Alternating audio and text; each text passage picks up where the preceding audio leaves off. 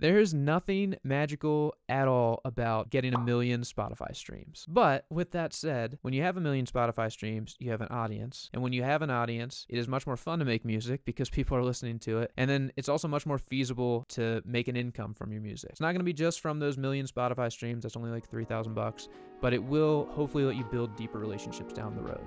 So in this video, I'm going to walk through how you as an artist can get 1 million Spotify streams in 2025. I've helped a bunch of artists do this in 2024, and I'm going to give you 4 steps that you can use to hit this very non-magical number for yourself.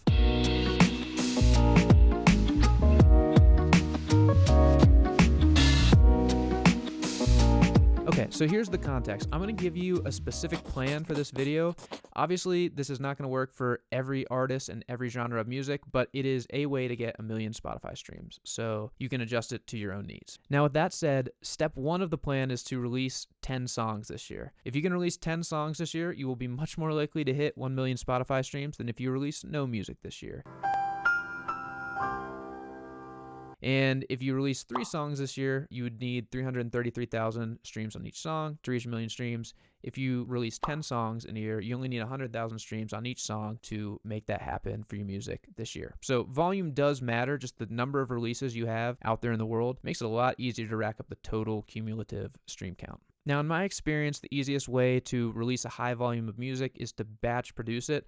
This used to just be called making an album, but now it's called batch producing content. Oh gosh, I hate even saying that. But basically recording 10 songs at once. Every month, month and a half, you're putting a song out and you're focusing on promotion for that song. And you're doing this 10 times over the course of the year. Okay, so here's the first major play. If you can put out 10 songs this year, it would be ideal if 3 of those songs could be collaborations with other artists. In other words, I want you to have an artist as a featured artist on your track. And the way I want you to do this is to have the collaborator as a primary artist on your track. So on Spotify, where it shows the artist of the song, it'll be your artist name and then your collaborator's artist name. The benefit of this is that you get to basically tap into 2 audiences. So if you collaborate with someone bigger than yourself, it's super obvious how this would help. But even if you're collaborating with somebody who's kind of roughly on your level, they have a different audience of people than you.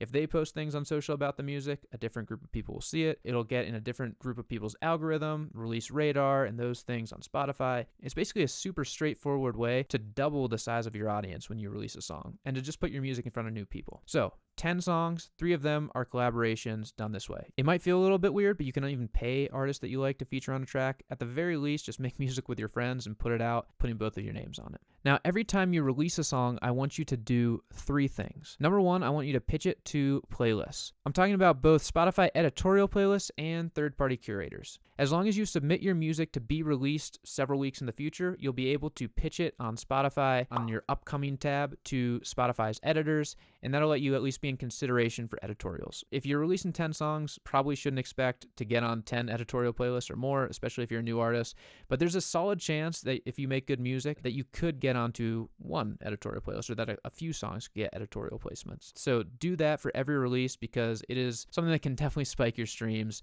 especially if you get on a big editorial playlist. I would also recommend doing small playlist pitching campaigns for each song you put out. You could do this with a list that you build yourself using a tool like Artist Tools or a playlist database. That is time intensive, but it can be free, or at least very low cost, depending on what database you're paying for. Or you could pay a platform like SubmitHub or Groover to get in front of playlist curators. I would not recommend spending a ton of money on this because playlist streams will be less engaged than almost any other source of streams, but it is an easy way to start getting some volume of streams. And if you get in good fit playlists, it doesn't hurt the algorithm, it only helps it. But pitching playlists is only the beginning. The second thing I want you to do for each song is to make social content. And I'm not really the person to take advice on this from because I was releasing my own music last year and I told myself I was going to make social content for it. And I made like 3 posts in like 6 months. So do as I say, not as I do. I'm not a social media expert. I hate TikTok. I don't even really know what's going on with TikTok right now or what will have happened by the time I release this video. But I do know that short form video content is absurdly powerful, whether it's TikTok or Instagram Shorts or whatever has happened by the time you're watching this video. Short form content is just super discoverable. When you post a video, it has the chance to get in front of a bunch of new eyes. And so it is worth putting your time in to learn the tricks of the trade for doing this stuff, even though, speaking from personal experience, I don't find it that fun. I don't want to be super negative. Maybe you really like this. And if you do, absolutely lean into it because it's a great method of discovery. Either way, I would recommend doing at least 10 posts for each song you put out. So that's going to be 100 pieces of content over the course of the year, but 10 per song. And in the same way that you batch produce your song production process, you should batch produce your content process, especially if you're like me and you don't like doing it. Just do it all at once. Lip sync your song, intro your song, tell the story behind your song, play your song live, just film a day in the life, whatever it is. Look up artists that you think are doing this well and use them as inspiration. But bottom line of this, make organic content. Okay, and then the third and final step for each release is to run a meta ads campaign. And ideally how it will work is this. If you posted 10 short form videos for your song, pick the 3 best videos and use them in a meta ads campaign for the song. And by 3 best, I mean the ones that perform the best in terms of organic reach. Usually if something performs well organically, it will also perform well when you use it in ads. So that is a great way to optimize the content in your ad campaign. This is obviously dependent on your budget. Ideally, you could spend at least $500 a month promoting each song. So that would be $6,000 a year.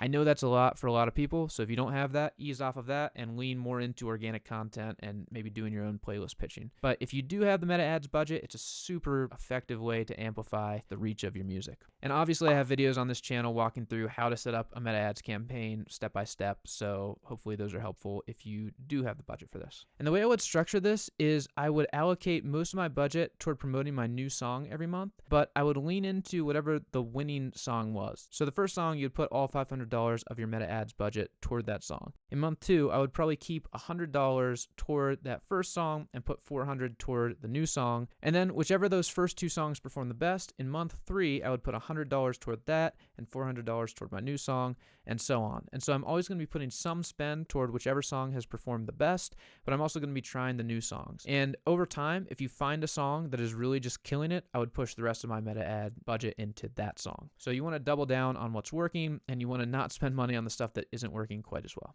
And that is really about it. Now, I said about it, but I just outlined an absolute ton of work. So to recap, release 10 songs over the course of the year. Make 3 of those songs collaborations. Every time you release a new song, pitch it to Spotify editorials and pitch it to some playlist curators. Also, every time you release a new song, make at least 10 pieces of content for it, and preferably more, and be consistently running meta ads to your music. And if you do all of those things, there's a very high chance that you get to 1 million streams in 2025 on Spotify. If you want help on this stuff, I run a membership where I literally help artists get to 1 million streams. I also have a free mini course where I walk through each of the 4 tactics I talked about today: collaborations, playlisting, meta ads, and organic content. If 1 million streams is a goal for you, that is sweet. It's not a magical number, but again, it is super helpful. So wishing you good luck this year, whatever your music goals are. As always, you got this.